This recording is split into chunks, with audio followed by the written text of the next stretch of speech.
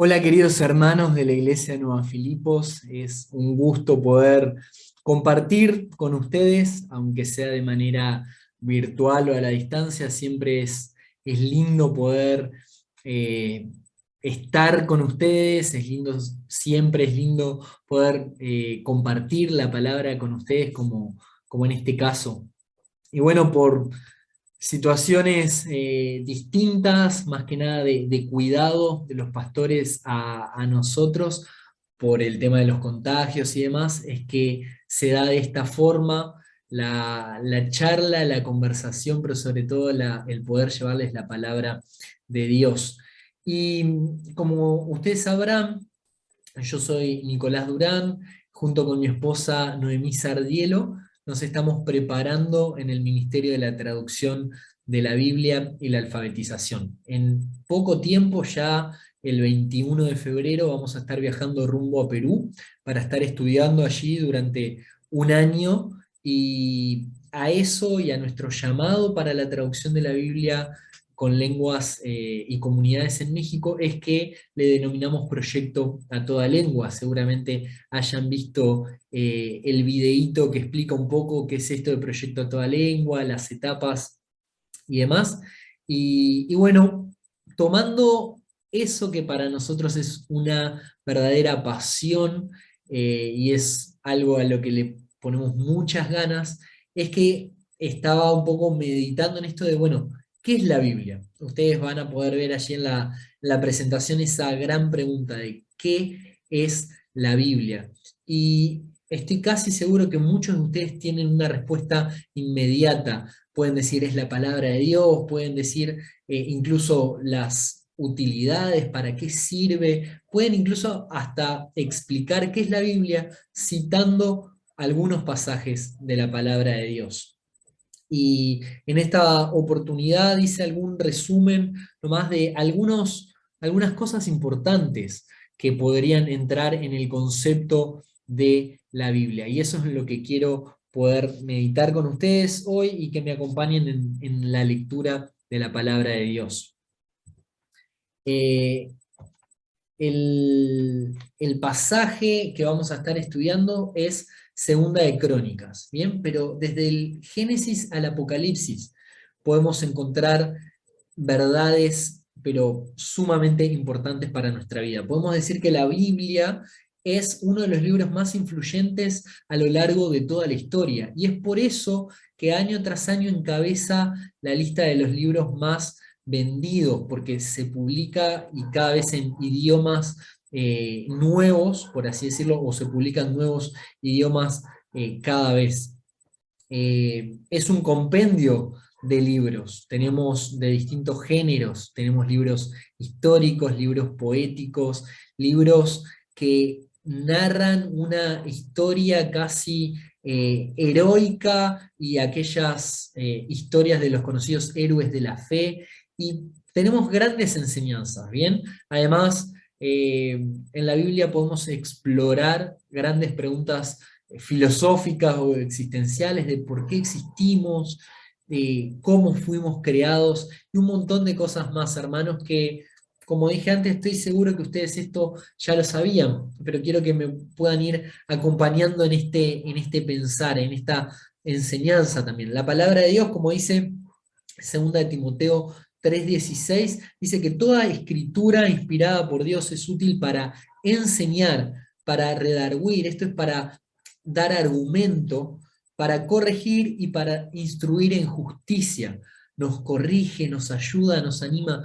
Todo eso es la palabra de Dios y se puede decir a grandes rasgos que es el manual de vida para nosotros los cristianos. Por eso es que la Biblia para nosotros debería ser nuestro mayor tesoro, eso que anhelamos, eso que guardamos con mucho cariño, pero no solo guardamos para nosotros, sino que también compartimos con nuestros seres queridos, con nuestros vecinos, con gente incluso que no conocemos. ¿Por qué? Porque como todo tesoro tiene un gran valor. Y meditando y estudiando un poco la palabra de Dios, encontré que un personaje, un héroe de la fe que quizá no es tan mencionado como tal, como héroe de la fe, pero es el rey Josías. Tanto en el libro de Reyes como en Crónicas, que es lo que quiero compartirles hoy, vamos a encontrar la vida de un muchacho sumamente decidido, que tomaba la iniciativa desde sus cortos años de edad a la que llegó al reinado y demás. Pero antes de entrar de lleno en esta vida del rey Josías, quiero comentarles algo de lo que es el contexto histórico. Para mí es fundamental, o por lo menos a mí me enseñaron eso, que cuando leemos la palabra de Dios tenemos que leerla en un contexto. Y este es un contexto de un libro histórico, y por lo tanto a veces se hace un poco pesado, un poco difícil de seguir los linajes o quién está hablando, porque cuando se presentan desde su parentela. Él es fulanito, hijo de tal persona que vive en tal lugar. Esas eran indicaciones típicas y que las podemos encontrar en muchos libros de la Biblia, incluso en otros libros que no son la Biblia, podemos encontrar eso. Quizá les suena filósofos conocidos con su nombre y venían de tal lugar, tales de Mileto y demás. Entonces, lo que podemos ver en el libro de Reyes y en el libro de Crónicas son relatos donde se cuentan sobre reinados. Reinados que pueden que comiencen de la misma manera, pero siempre van a tener un final diferente. Hay algunos reinados que comienzan de manera totalmente diferente y terminan totalmente diferente, y hay otros que comienzan de una manera similar, y cuando vamos avanzando en el relato vemos que se va cambiando. A grandes rasgos, hermanos, lo que podemos encontrar en estos libros, tanto en Reyes como en Crónicas, son reyes que hacen lo bueno delante de Dios, o reyes que se apartan por completo de Dios, de sus enseñanzas, de sus preceptos. Y esto es justamente, o muestra un adelanto de lo que va a ser su reinado, no solo su vida. Aquellos que se acercan a los preceptos, a la enseñanza de Dios, son aquellos que van a tener un poco más de éxito, llamémosle así, entre comillas, éxito.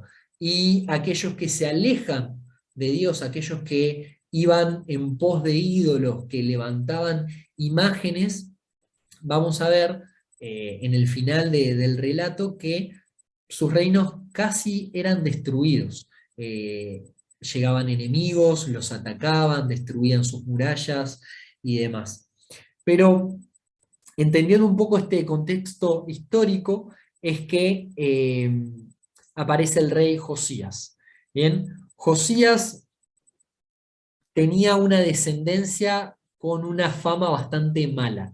Tanto su padre como su abuelo fueron personas que hicieron lo malo delante de los ojos de Dios.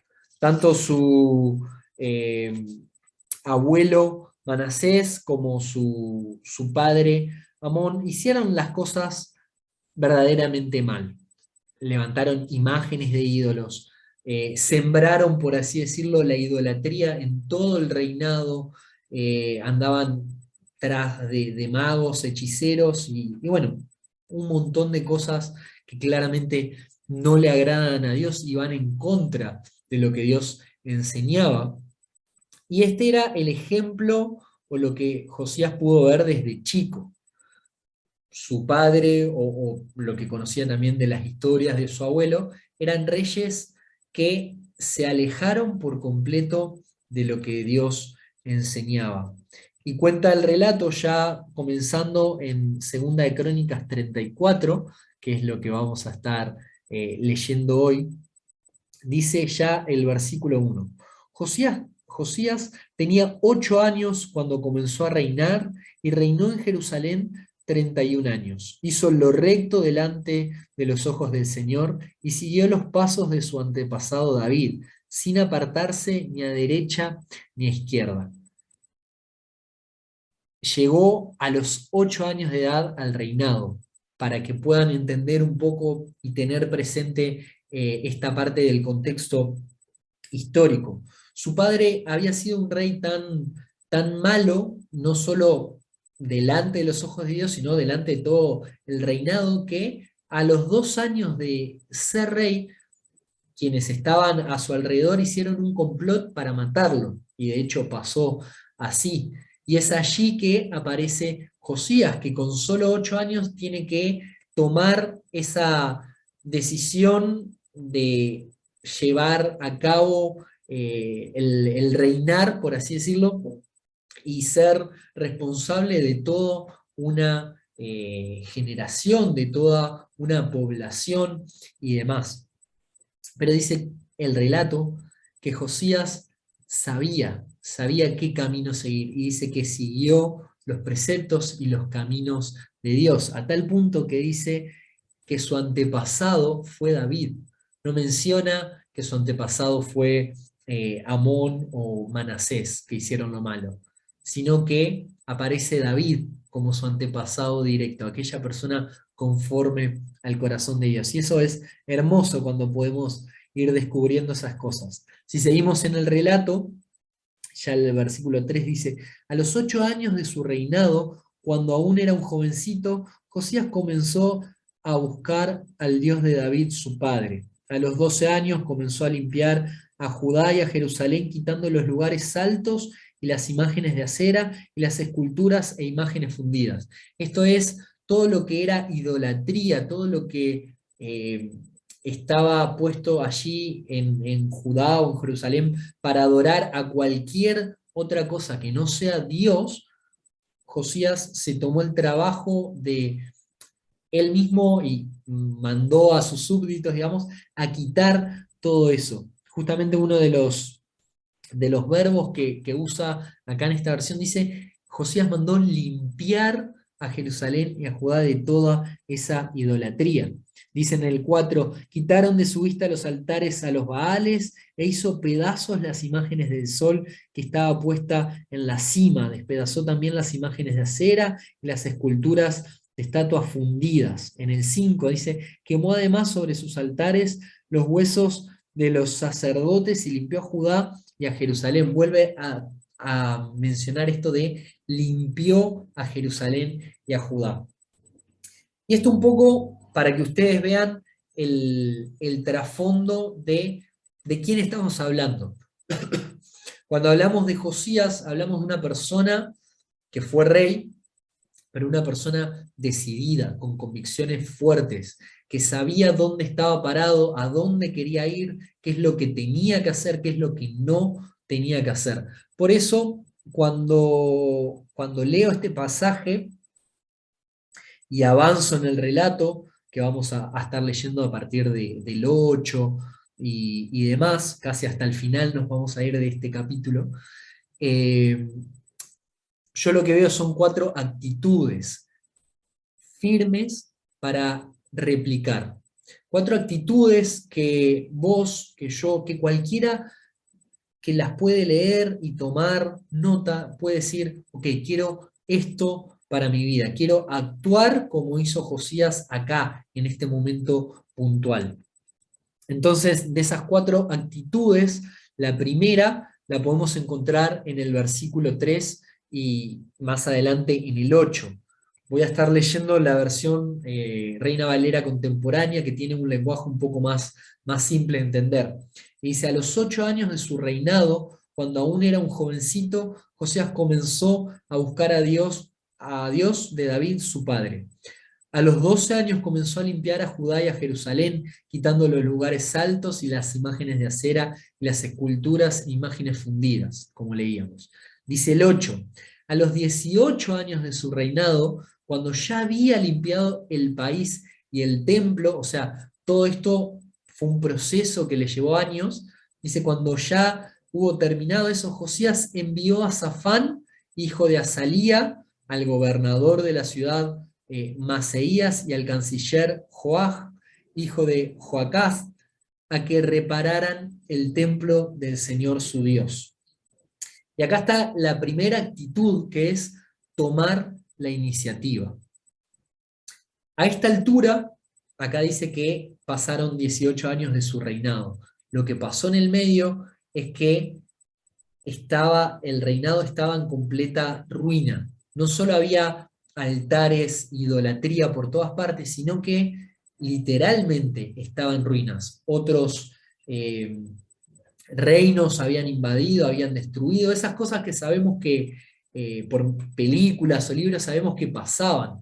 Tomaban una ciudad, la destruían por completo, se iban y seguían buscando ciudades para conquistar. Bueno, esto había pasado y entre medio de todo eso, algo que había caído, que había sido derrumbado, fue justamente el templo. Y Josías no fue que dijo, ok, yo sigo a Dios, voy a restaurar, voy a levantar el templo. No, primero se tomó el trabajo y tomó la iniciativa de quitar todo lo que no agradaba a Dios, no solo para su vida, sino para la vida y el bienestar de su reino. Dice que una vez que quitó y limpió al país entero, él llamó a determinadas personas puntuales para que repararan el templo del Señor su Dios. Y esto, la verdad que a mí me encanta. Me encanta porque cuando entendemos que en la Biblia encontramos personas decididas, con iniciativa, podemos tomarlo para nuestra vida. Quizá tu carácter, tu forma de ser, sea de una persona que no tome la iniciativa. Pero eso no digo que sea ni bueno ni malo, pero digo que puede quizá empezar a cambiar. En cuanto a los temas de Dios, en cuanto a nuestra relación con Dios, podemos empezar a tomar la iniciativa. En cuanto a la lectura de la palabra de Dios, podemos empezar a tomar la iniciativa. Con mi esposa Noé, nosotros tenemos este llamado a la traducción de la Biblia, que es poder trabajar para que distintas comunidades, personas que van desde muy chiquitas hasta ancianos que no tienen la palabra de Dios en su idioma, pero no porque no quieren, porque no ha llegado la palabra de Dios en su idioma. Son idiomas que a veces nosotros ni siquiera conocemos. Por ejemplo, de México hay uno que se llama chinanteco, o zapoteco, o mixteco. Bueno, en esas comunidades, en esa cultura, la palabra de Dios aún no ha llegado. Pero vos y yo tenemos el privilegio, el honor de tener la palabra de Dios en nuestro idioma, a nuestro alcance, en aplicaciones, en papel, en Biblias de distintas versiones. Pero quizá muchas veces está allí, en un cajón, o si está en una aplicación, está ahí, no la abrimos. ¿Por qué? Porque no tomamos la iniciativa de leer la palabra de Dios, de meditar en la palabra de Dios, para que nos instruya en justicia, para que nos corrija, para que nos redarguya y nos anime y nos enseñe. A partir de la vida de Josías podemos decir que el primer paso o una buena actitud para comenzar es tomar la iniciativa.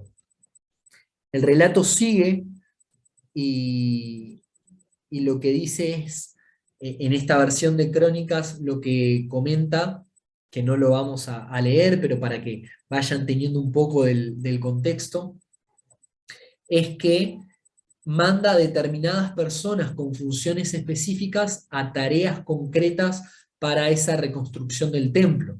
Necesitaban de albañiles, necesitaban de gente que trabaje la madera, gente que trabaje la piedra, y es que los va mencionando y dice, bueno, quiero que hagan esto, o denles el dinero correspondiente para esta tarea. Entonces, para no perdernos de vista de lo importante, pasemos al versículo 14. Y dice, mientras se sacaba del templo del Señor el dinero que había sido llevado allí, el sacerdote Hilcías halló el libro de la ley del Señor que Moisés había dejado. Más o menos para que puedan entender, el templo estaba en ruinas. Había que levantarlo de cero, había que limpiar esas ruinas sacar el polvo y empezar a edificar de cero. Y entre medio de todas esas ruinas es hallado el libro de la ley. Es hallado lo que para nosotros hoy son las enseñanzas de la Biblia. Entonces, si hacemos como un paralelo o una comparación, lo que pasaba acá es que las ruinas, o lo que puede llegar a pasar es que las ruinas de nuestra vida o distintas cosas vayan apagando esa lectura de la palabra de Dios. Y quizá la tenemos allí con polvo, quizá la tenemos allí apagada, pero Josías tomó la iniciativa y dice que después de limpiar ese desastre o ese desorden, fue encontrado la palabra de Dios. Y eso es algo que nos anima. Seguimos avanzando y vemos la segunda actitud. La primera fue que Josías tomó la iniciativa. La segunda tiene que ver directamente con el título de esta prédica, que era La palabra de Dios, nuestro mayor tesoro. ¿Bien? Que es justamente reconocer el valor de lo que tenemos en nuestras manos.